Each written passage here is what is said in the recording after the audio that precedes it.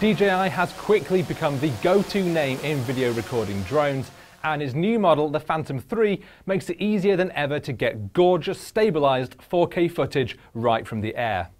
Physically, it's much the same as before with its chunky white plastic design.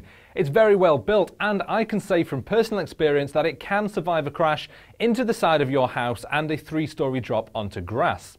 Of course, it is still very wise to fly it carefully. It's incredibly easy to set up and to fly. You can learn to fly via a digital drone in the DJI Pilot app before you decide to take the risk in taking the real one outside. The camera has been given a bunch of upgrades. It's still slung on a stabilizing gimbal, which smooths out weird jerks and bumps in flight, but the sensor has been greatly improved to achieve a much more attractive image with better dynamic range. Bright skies aren't washed out, as I've seen on earlier models, and colors look both accurate and rich. There are 2 models available, the Phantom 3 Professional, which shoots in 4K, and the Phantom 3 Advanced, which is functionally the same, but only shoots in 1080. Having 4K probably isn't a necessity for most of you, so you can save yourself a couple of £100 and go for the Advanced model. Having 4K does allow you to crop into the image in post-production though, while still maintaining full HD quality, so for the professionals among you, it might be the better choice. Although you've always technically been able to fly the drones indoors, there are now 2 sensors beneath the Phantom 3 which track the ground, helping it keep it much more stable inside where it doesn't have GPS. Even so, I do recommend only using it inside a big space. A little living room probably isn't going to cut it.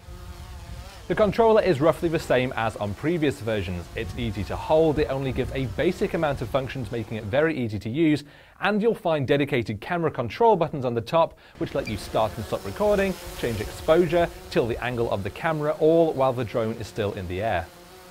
The main downside of the Phantom 3 is still its battery life. DJI reckons you can get around 20 to 23 minutes of flight time, although I found in my own experience that to be nearer the 20-minute mark. That might be fine if you're flying in your garden, but if you're taking away any distance, that short flight time will be limiting.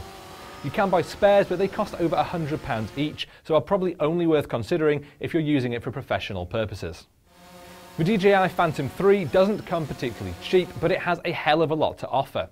Its stabilised 4K footage looks absolutely fantastic, and the drone itself is so easy to fly that a child can do it. If you're an enthusiastic amateur filmmaker who's looking for a new angle for a video, it's well worth considering, although you should spring for a couple of extra batteries. I'm Andrew Hoyle for CNET, and this is the DJI Phantom 3.